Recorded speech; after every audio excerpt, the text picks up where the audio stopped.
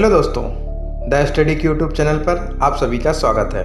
हमारी quick revision of history series के अंतर्गत प्राचीन भारत के खंड में हमने 6ठी शताब्दी ईसा पूर्व में भारत पर हुए विदेशी आक्रमण के बारे में चर्चा की थी। आइए अब इस काल के अन्य पहलुओं को जानते हैं। सबसे पहले बात करेंगे कि 6ठी शताब्दी ईसा पूर्व में आर्थिक संरचना किस प्रकार की थी। अर्थव्यवस्था। 6ठी शताब्दी ईसा पूर्व आर्थिक प्रगति के दृष्टिकोण से महत्वपूर्ण युग था। पुरातात्विक दृष्टिकोण से यह युग उत्तरी काले पॉलिश धर्मेंद्र भांड का काल था। इस संस्कृति के अंतर्गत लोहे के उपकरण, पकी ईंटों, सिक्कों तथा मंडल कूपों की उपलब्धता एक नई अर्थव्यवस्था की तरफ संकेत करती है। इस काल में कृषि अर्थव्यवस्था का मूल आधार थी।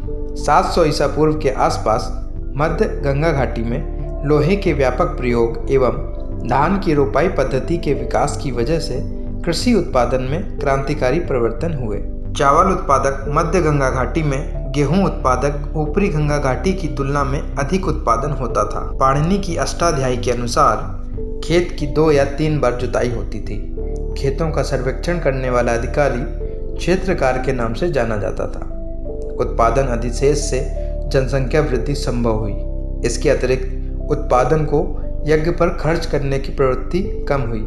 इसी काल में सर्वप्रथम खेती तथा निवास की भूमि का पृथक पृथक वर्गीकरण हुआ। कृषि भूमि के लिए जहाँ क्षेत्र शब्द का प्रयोग हुआ है, वहीं चारागाह के लिए वन या दाव शब्द का प्रयोग मिलता है। भूमि माप की इकाई निवर्तन थी, जो 1.5 एकड़ भूमि के बराबर थी। प्रारंभिक बौद्ध साहित्यों में खेतपति अथवा बूथपति की चर्चा है। इनका सामान्य अर्थ है कि अब भूमि के पृथक पृथक स्वामी होते थे। बौद्ध ग्रंथों से ज्ञात होता है कि कृषि कार्य में दासों, कर्मकारों को भी नियोजित किया जाने लगा था। इस समय कृषि तथा पशुपालन के बड़े बड़े चारागाहों का भी विकास हुआ। पशुओं के चरने की भूमि गोचर या विवाद कहलाती थी। सूत्र ग्रंथों में 2 प्रकार के जौ, यव तथा यवानी तथा 5 प्रकार के चावल कृष्ण ब्रीही, महाब्रीही, हायन, यवक तथा पष्टिक का उल्लेख हुआ है। प्राचीन बौद्ध एवं जैन साहित्य में चावल की 4 किस्मों की चर्चा मिलती है: रक्तशली, कलमशली, गंधशली एवं महाशली। भूमिकर उपज के 6ठे भाग से लेकर 12वें भाग तक हो सकता था।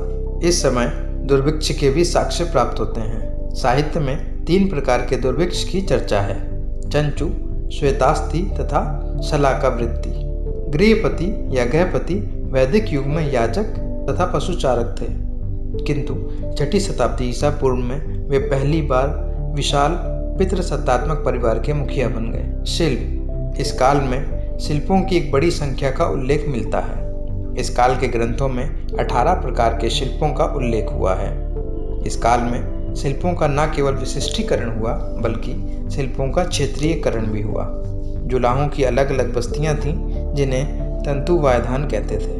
हाथी दांत का काम करने वाले दंतकार विथि कहलाते थे और रंगरेजों का कार्य करने वाले रंगरेजकार विथि कहलाते थे। इसके अलावा कुछ अन्य व्यवसाय भी थे जिन्हें समाज में पर्याप्त प्रतिष्ठा प्राप्त नहीं थी।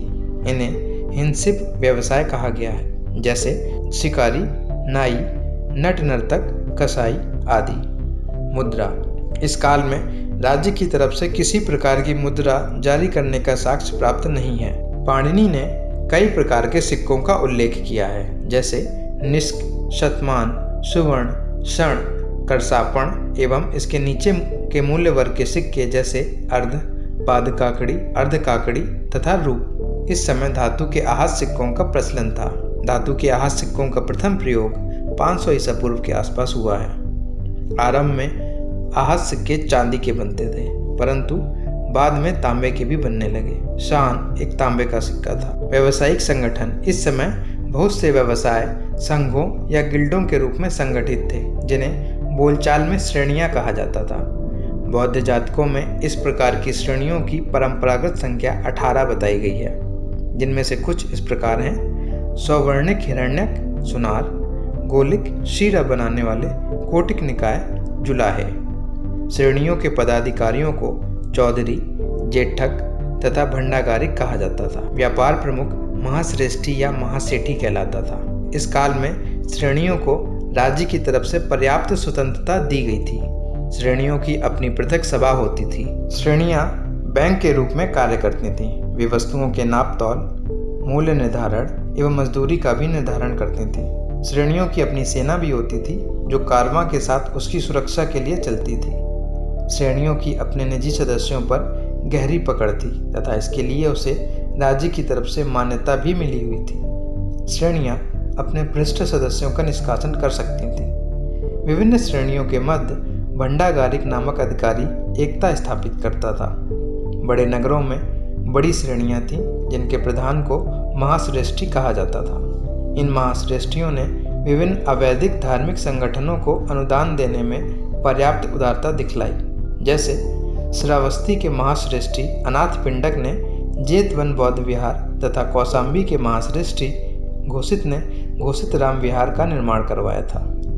व्यापार एवं वाणिज्य, शिल्प तथा उद्योगों के विकास ने व्यापारिक वस्तुओं के आयात निर्यात को बढ़ावा दिया। इस काल में व्यापार स्थल तथा जल दोनों मार्गों से होता था। जातक कथाओं में 500 से 1000 गाड़ियों के साथ माल लेकर चलने वाले व्यापारियों के कारवां का उल्लेख है। कारवां सितारों तथा कौवे की सहायता से थल नियाम के नेतृत्व में चलता था।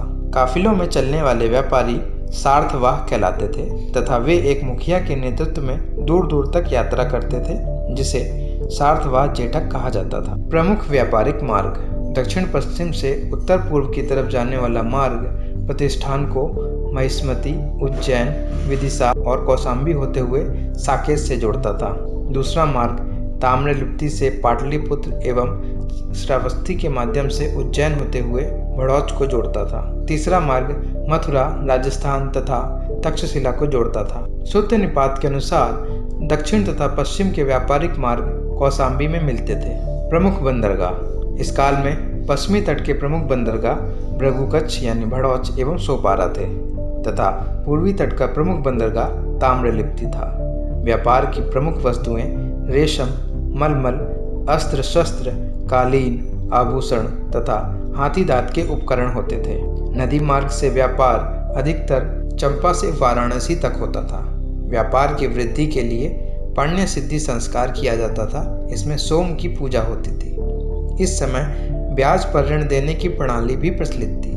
व्यापारियों को आंतरिक तथा बाह्य दोनों ही प्रकार के व्यापारिक माल पर चुंगी कर देना पड़ता था। विनिमय का साधन, इस काल में व्यापार के लिए विनिमय के साधन के रूप में सिक्कों का प्रचलन होने लगा था। साथ ही वस्तु विनिमय प्रणाली भी प्रचलित थी। इस समय वस्तुओं के क्रय विक्रय के लिए करसांपण नामक सिक्के का प्रयोग होता था। यह चांदी तथा तांबे का हो सकता था। इस पर व्यापारी संघ की छाप होती थी। नगरों का विकास, 6ठी शताब्दी ईसा पूर्व को द्वितीय नगरीकरण का काल माना जाता है क्योंकि हड़प्पा सभ्यता के पश्चात सर्वप्रथम इसी काल में ही वृहद नगरों के विकास की जानकारी मिलती है। तैत्तिरीय आरण्यक में पहली बार नगर की चर्चा की गई है। यह ग्रंथ 700 ईसा पूर्व से 600 ईसा पूर्व के मध्य रचित हुआ। इस काल में 60 नगरों की चर्चा मिलती है जिनमें श्रावस्ती, राजगृह, चंपा, तक्षशिला, वाराणसी जैसे 20 बड़े नगर थे।